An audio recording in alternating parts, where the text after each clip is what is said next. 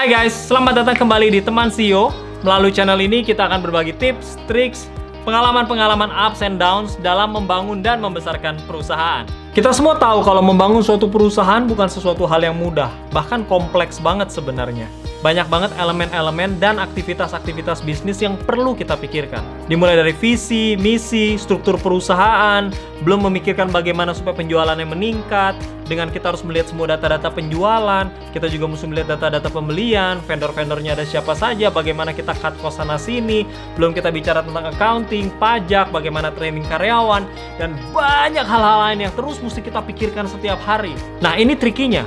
Kalau kita tidak mengatur semuanya secara terstruktur, pada saat kita terus menjalankan ini, akhirnya semuanya bisa berantakan. Dan kalau semuanya tuh udah saling ngelibet satu sama lain, kita udah nggak tahu mulai dari mana untuk memperbaikinya. Oleh karena itu, kita selalu mengkategorikan seluruh elemen bisnis kita ke dalam 7 core steps atau 7 tahapan utama dalam berbisnis yang kita sebut dengan namanya 7P. Berikut adalah 7P yang mesti kita lakukan supaya bisnis kita bisa berkembang dengan cepat. P yang pertama adalah pray. Dimana apapun yang mau kita lakukan, jangan lupa untuk berdoa supaya semua jalan-jalannya kita dilancarkan. P yang kedua adalah purpose. Kita perlu tahu kenapa kita mau melakukan bisnis ini. Tujuannya apa? Masalah apa yang ingin kita pecahkan? Visinya apa? Sehingga kita bisa tahu arah mana yang kita mau tuju dan kesempatan apa yang mau kita ambil. Yang ketiga adalah plan. Setelah kita tahu kita mau kemana, segera bikin strategi yang matang dan detail sehingga kita bisa sampai ke sana dengan lebih terarah dan lebih cepat. Berikutnya adalah people. Setelah kita tahu rencananya, mulai tentukan di dalam tim siapa untuk melakukan yang mana. Sesuaikan dengan kapasitas dan kemampuan mereka tentu saja. Mulai buat struktur organisasi yang benar sehingga strategi bisa dilakukan dengan baik.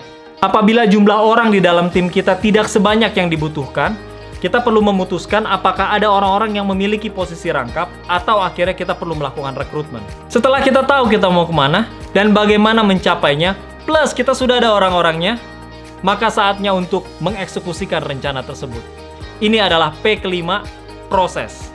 Di dalam tahap proses ini, kita harus banyak untuk follow up, follow through, dan yang paling penting adalah kita harus sering-sering men-encourage mereka, mengapresiasi mereka, menyemangati mereka, sehingga kita semua semakin satu hati, satu pikiran, dan kita bisa mencapai tujuan kita lebih cepat. Di dalam berproses, kita perlu memikirkan untuk P yang keenam, yaitu point atau performance review. Kita perlu memikirkan cara-cara untuk bagaimana bisa menilai kinerja dari masing-masing orang secara akurat. Dan jangan sampai nilai-nilai tersebut hanya kita saja yang tahu.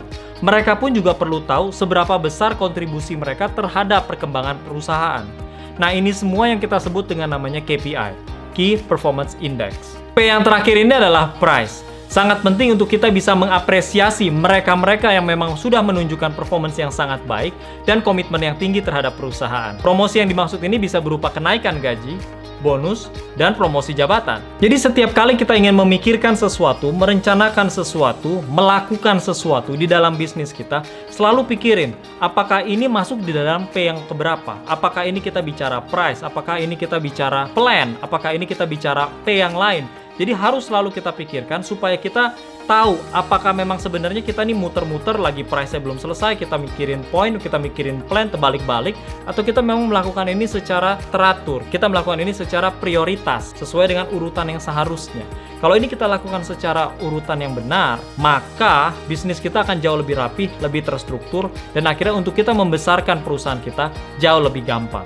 Di video-video berikutnya, kita akan menjelaskan lebih detail tentang masing-masing P, seperti contohnya, purpose yang benar itu seperti apa, bagaimana kita bisa melakukan planning yang lebih detail, bagaimana kita bisa memilih orang-orang atau people dengan lebih baik, dan lain sebagainya. Jadi jangan lupa untuk subscribe di bawah, dan apabila ada pertanyaan-pertanyaan, silakan masukkan di komentar ya. Itu aja dari kita, see you in the next video, bye-bye!